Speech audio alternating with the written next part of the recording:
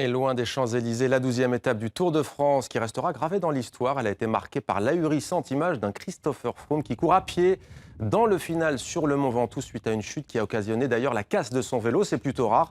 Le Britannique perd son maillot jaune, mais nous on va s'intéresser non pas au côté sportif de l'événement, mais à sa fameuse caravane avec vous, Karine Henry. Bonsoir, merci d'être avec nous en direct de Vaison-la-Romaine dans le Vaucluse, non loin d'ailleurs de ce redoutable Mont Ventoux. Cette caravane, Karine, elle suscite autant d'engouement que la course cycliste elle-même, hein.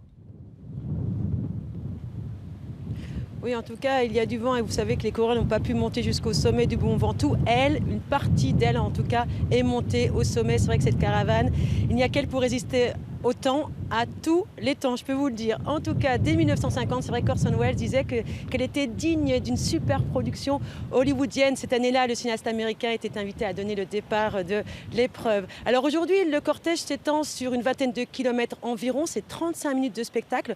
47% des spectateurs viennent spécialement voir passer la caravane. Ils font en général 1h30 de trajet pour venir. Ils restent 6 heures sur place parce que le folklore, l'ambiance, c'est ce qui leur plaît. Et on découvre les images de cette... On s'organise, on prévoit la logistique, les meilleurs passages.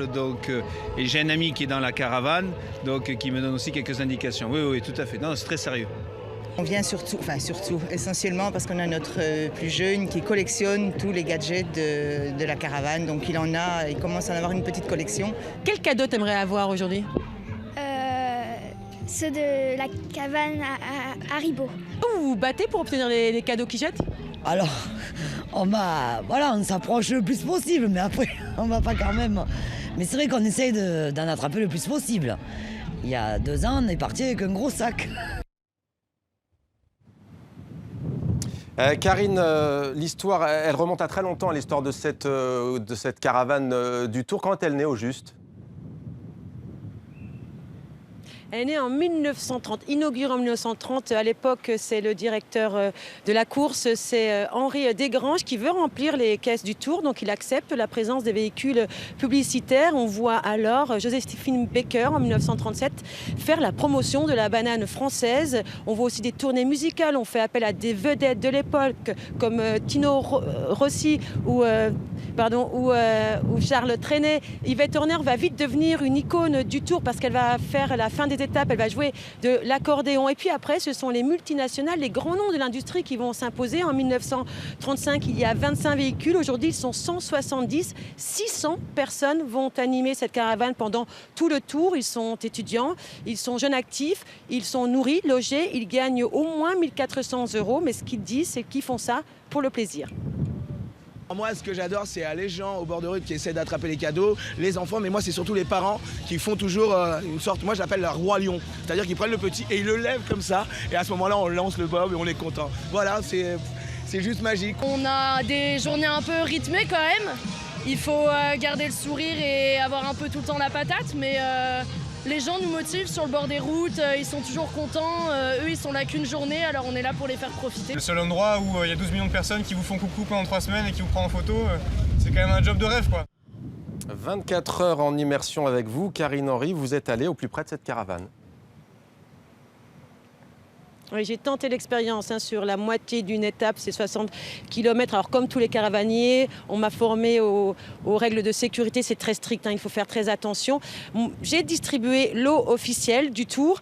Il faut garder le sourire, c'est pas toujours évident, mais quoi qu'il arrive, il faut garder le sourire. Et puis vous avez toujours les merci du public, ça fait du bien. Je vous laisse apprécier.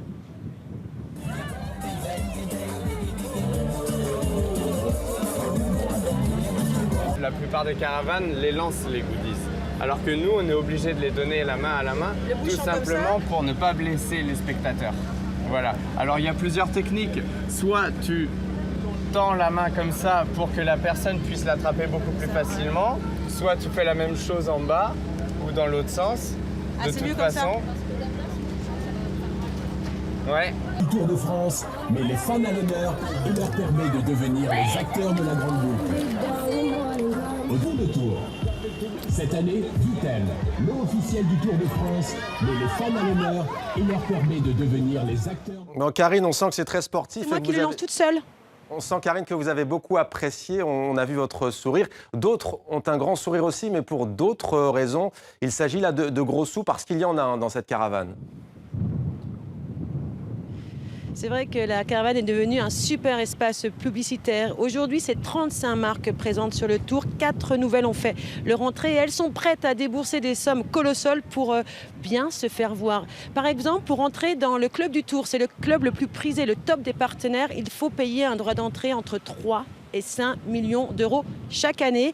Alors c'est une fourchette, les chiffres sont confidentiels, on n'en saura pas plus. En tout cas, l'objectif est toujours le même, séduire les 12 millions de spectateurs bordés sur les routes, massés sur les routes, et puis aller au plus près du consommateur.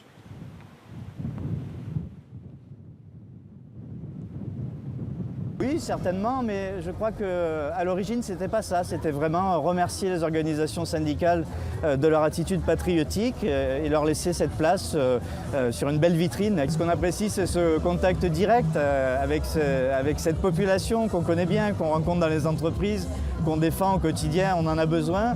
On a besoin de les écouter. On a aussi besoin de faire passer des messages. Voilà, c'est un événement qui s'y prête. Merci beaucoup, Karine Henry, en direct du Vaucluse et de Vaison-la-Romaine. Merci à vous, Karine. On vous retrouve dans un an, comme chaque 14 juillet, sur les routes du Tour. Merci à vous.